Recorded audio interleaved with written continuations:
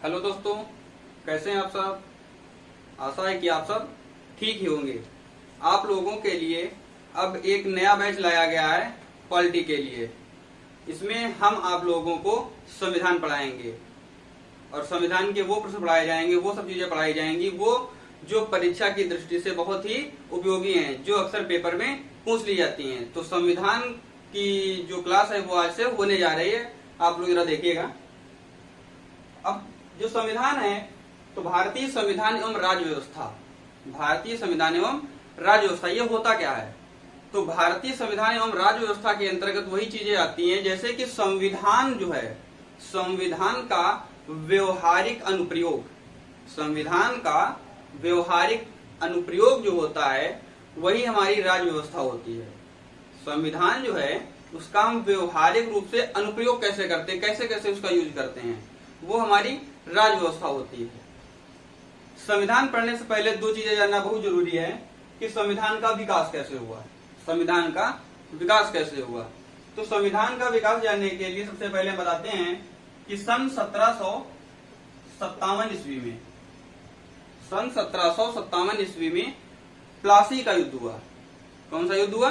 प्लासी का युद्ध हुआ। प्लासी का जो युद्ध था और उसके बाद में सन 1764 ईस्वी में बक्सर का युद्ध हुआ। बक्सर। जो प्लासी का युद्ध था ये आर्थिक रूप से महत्वपूर्ण था। जो प्लासी का जो युद्ध था ये आर्थिक रूप से महत्वपूर्ण था और जो बक्सर का युद्ध था ये राजनैतिक रूप से महत्वपूर्ण था। प्लासी का युद्ध जो था वो आर्थिक रूप से महत्वपूर्ण था और बक्सर का युद्ध जो हुआ था सन 1764 ईस्वी में ये राजनीतिक रूप से महत्वपूर्ण था। इन युद्धों की चर्चा कभी और आगे कर लेंगे, लेकिन अभी हम संवैधानिक विकास पढ़ रहे हैं तो उस पर फोकस करते हैं। जो संवैधानिक विकास हुआ, संवैधानिक विकास हुआ तो संवैधानिक विकास में एक ईस्ट इंडिया कंपनी थी। एक ईस्ट इंडिया कंपनी कहाँ की थी? ब्रिटेन, लंदन की थी, जो सन 1599 ईस्वी में मर्चेंट एडवेंचर्स के नाम से आई थी। किस नाम से?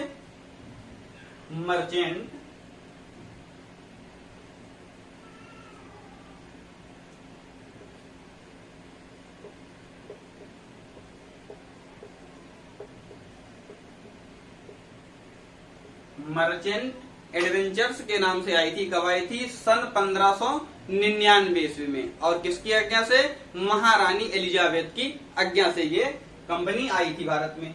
तो इसका नाम था ईस्ट इंडिया कंपनी। कौन, क्या नाम था? East India company. तो भारत में जब शासन की बात होती है, संवैधानिक विकास की बात होती है, तो जब से इस कंपनी ने शासन का कार्य आरंभ किया। अब ये आई क्यों थी भारत में? ये भारत में व्यापार करने के लिए आई थी। वो अलग बात है कि आगे चलकर इन लोगों ने शासन किया, लेकिन सबसे पहले सन 1599 ईस्वी में मर्चेंट एडवेंचर्स नामक जो एक कंपनी थी ये लंदन से आई हुई थी भारत में व्यापार करने के लिए। तो जो ईस्ट इंडिया कंपनी है ये कौन सी कंपनी है? यही कंपनी जो ब्रिटेन लंदन से आई हुई है। और दूसरा क्या है? British crown. इसका मतलब ये है कि भारत के ऊपर ईस्ट इंडिया कंपनी ने सन 1773 से 1852 ईस्वी तक, ईस्ट इंडिया कंपनी ने सन 1773 से कब तक? 1852 ईस्वी तक शासन किया। उसके बाद में ये जो शासन है इसके यहाँ से छीन लिया गया और ब्रिटिश क्राउन को सौंप दिया गया। और ब्रिटिश क्राउन ने शासन कब तक किया? 1858 से 1773 से 1852 तक तो ब्रिटिश ईस्ट इंडिया कंपनी ने किया, लेकिन 1858 से 1947 तक, जब तक कि देश आजाद नहीं हो गया तब तक किसका शासन रहा? ब्रिटिश क्राउन का शासन रहा। फिर क्या हुआ? सन 1773 ईस्वी में, सन 1773 ईस्वी में एक रेगुलेटिंग एक्ट आया। कौन सा एक्ट आया? Regulating act.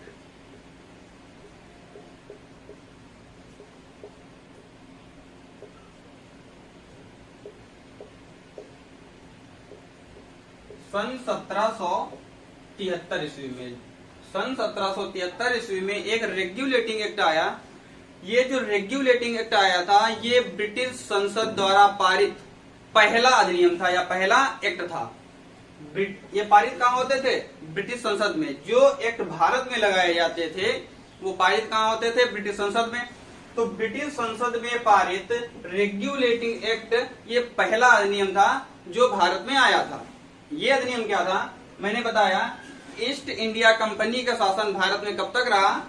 सन 1773 से 1852 ईस्वी तक। फिर ब्रिटिश काउंसिल का शासन कब तक रहा? 1858 से 1947 तक। 1947 तक। तो जो रेगुलेटिंग एक्ट आया था ये ब्रिटिश संसद द्वारा पारित ये पहला एक्ट था। और ये आया किस लिए था? कंपनी के अधिकारों के लिए आया था, कंपनी पर अधिकार के लिए आया था ये एक्ट। फिर इस एक्ट के तहत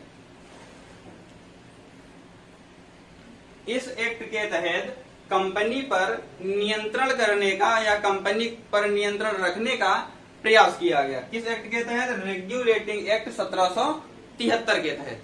फिर क्या हुआ? उस समय भारत में 3 प्रेसिडेंसी थी। भारत में 3 प्रेसिडेंसी थी। कौन कौन सी? कलकत्ता प्रेसिडेंसी, मुंबई प्रेसिडेंसी और मद्रास प्रेसिडेंसी। भारत में 3 प्रेसिडेंसी थी, कलकत्ता, मुंबई और मद्रास। कौन कौन सी? कलकत्ता, मुंबई और मद्रास। वैसे उस टाइम इसको हम बंबई कहते थे, ठीक है ना। 3 प्रेसिडेंसी थी, लेकिन इस रेगुलेटिंग एक्ट के तहत ये तीनों प्रेसिडेंसी किससे मिल गई? बंगाल में मिला दी गई। ये तीनों प्रेसिडेंसी कौन कौन सी? कलकत्ता, मुंबई और मद्रास प्रेसिडेंसियों को बंगाल के अधीन कर दिया गया, ठीक है।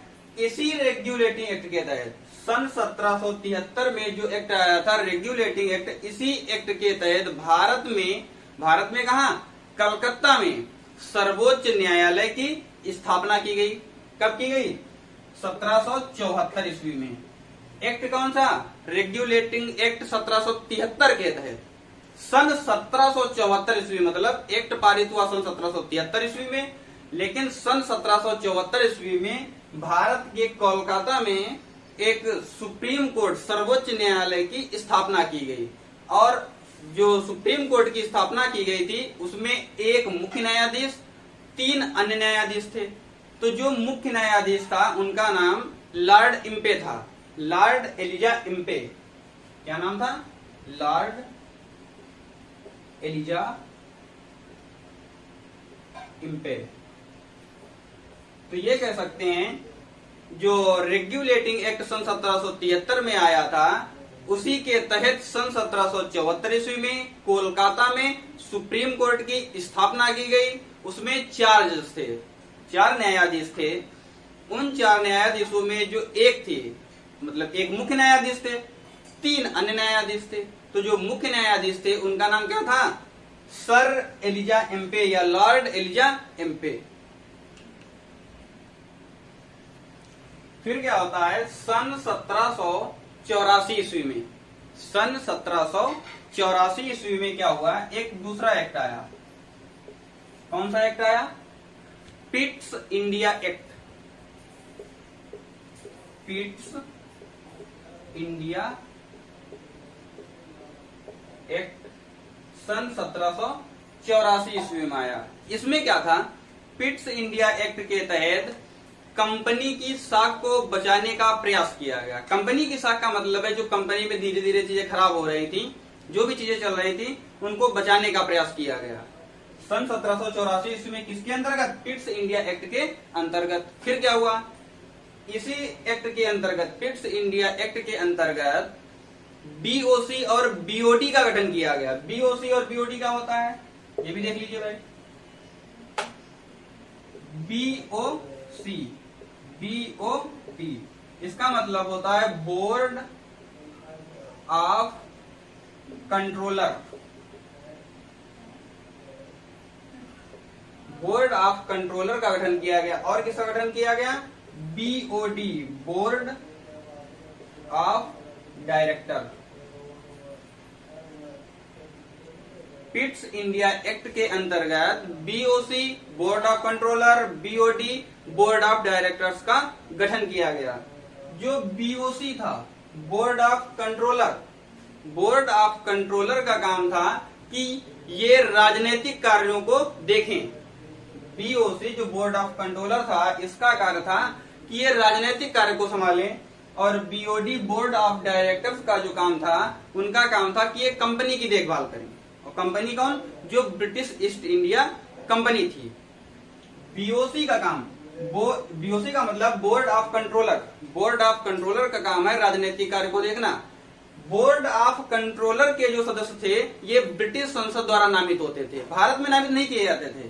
जो बोर्ड ऑफ कंट्रोलर के सदस्य थे, जो राजनीतिक कार्यों को देखते थे, ये कहाँ नामित होते थे, कहाँ से चुने जाते थे? ये ब्रिटिश संसद द्वारा नामित किए जाते थे। और जो ब्रिटिश संसद द्वारा जब नामित होते थे, उन्होंने बताया है कि वो कार्य कौन सा देखते थे, तो वो राजनीतिक कार्य देखते थे।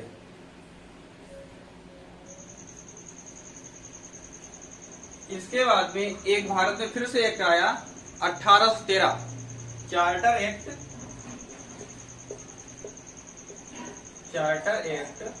1813। इस चार्टर एक्ट के तहत, सन 1813 के चार्टर एक्ट के तहत कंपनी के व्यापारिक एकाधिकार को समाप्त कर दिया गया। कंपनी के व्यापारिक एकाधिकार किस एक्ट के तहत? चार्टर एक्ट 1813 के तहत कंपनी के व्यापारिक एकाधिकार। इसका मतलब ये है, कंपनी का जो व्यापार करने का अधिकार था, उसे समाप्त कर दिया गया। किंतु चीनी और चाय, कौन कौन सी चीज? चीनी और चाय, मतलब दो चीजों पर कंपनी का व्यापारिक एकाधिकार फिर भी बना रहा।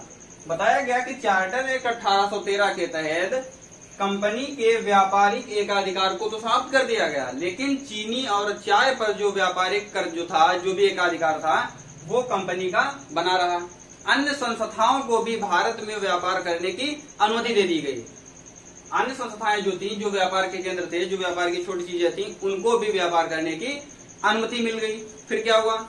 इसी चार्टर एक्ट के तहत, मतलब 1813 के चार्टर एक्ट के तहत भारतीयों की शिक्षा में सुधार के लिए, किसकी शिक्षा में सुधार के लिए? भारतीयों की शिक्षा की सुधार के लिए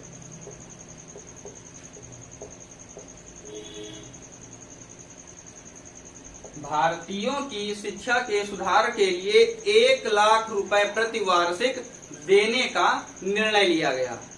कितना? 1 लाख रुपए।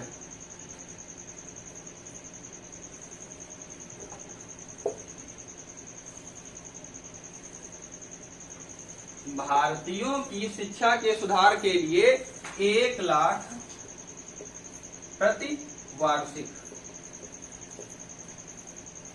देने का निर्णय लिया गया। इसी एक्ट के तहत ईसाई मिशनरियों को, जो ईसाई मिशनरी थे,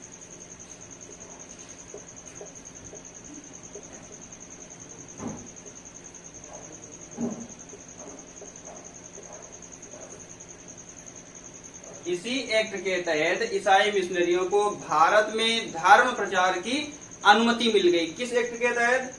सन 1813 चार्टर एक्ट। इस एक्ट के तहत क्या हुआ? ईसाई मिशनरियों को भारत में धर्म प्रचार, जो धर्म का प्रचार करते थे, उसकी भी अनुमति इनको दे दी गई। फिर इसके बाद क्या होता है? सन 1833 ईस्वी में एक एक्ट आता है। 1833 ईस्वी में एक चार्टर एक्ट आता है। उसमें क्या होता है? 1833 का चार्टर एक्ट। इस एक्ट में क्या होता है? 1833 का जो चार्टर एक्ट आया, तो उस समय बंगाल का गवर्नर कौन था? Lord William Bentinck. Lord William Bentinck Bengal का गवर्नर कौन था? Lord William Bentinck. लेकिन क्या हुआ? इस चार्टर एक्ट के तहत बंगाल के गवर्नर जनरल को भारत का गवर्नर जनरल कह दिया गया, या भारत का गवर्नर जनरल बना दिया गया। क्या हुआ? जब 1833 का चार्टर एक्ट आया, लेकिन 1833 के पहले जो गवर्नर जनरल होते थे, वो भारत का गवर्नर जनरल ना होकर के बंगाल का गवर्नर बनाया जाता था, बंगाल का गवर्नर जनरल। लेकिन 1833 के चार्टर एक्ट के तहत बंगाल के गवर्नर जनरल को भारत का गवर्नर जनरल बना दिया गया। इसी एक्ट के तहत जो गवर्नर जनरल का परिषद था उसे भारत परिषद नाम दिया गया। क्या नाम दिया गया? गवर्नर जनरल की परिषद को, गवर्नर जनरल की परिषद को क्या नाम दिया गया? भारत परिषद। भारत परिषद नाम कब दिया गया? 1833 के चार्टर एक्ट के तहत। फिर क्या हुआ? इसी एक्ट के तहत एक विधि सदस्य की नियुक्ति की गई। किसके तहत? 1833 के चार्टर एक्ट के तहत एक विधि सदस्य की नियुक्ति की गई। और पहला विधि सदस्य कौन था? Lord Macaulay.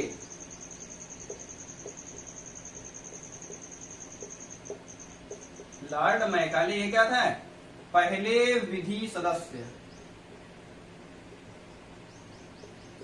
विधि सदस्य लॉर्ड मैकाले थे। भारत में अंग्रेजी शिक्षा का प्रचार प्रसार किया गया। भारत में अंग्रेजी शिक्षा का प्रचार प्रसार किया गया। लेकिन भारत में जो अंग्रेजी शिक्षा का प्रचार प्रसार किया गया था उसका जो जनक है वो लॉर्ड मैकाले को ही माना जाता है। तो भारत में अंग्रेजी शिक्षा का जनक किसे मानते हैं? Lord Macaulay. क्या मानते हैं? अंग्रेजी शिक्षा का जनक।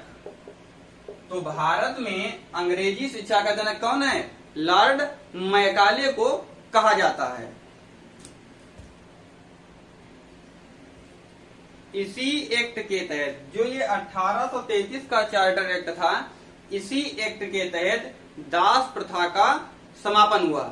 मतलब ये है कि जो भारत में दास प्रथा चल रही थी तो सन 1833 के चार्टर एक्ट के तहत भारत में दास प्रथा का अंत कर दिया गया। जब भारत में दास प्रथा का अंत हुआ तो बहुत सी चीजें हुई, इसको कल आगे पढ़ेंगे।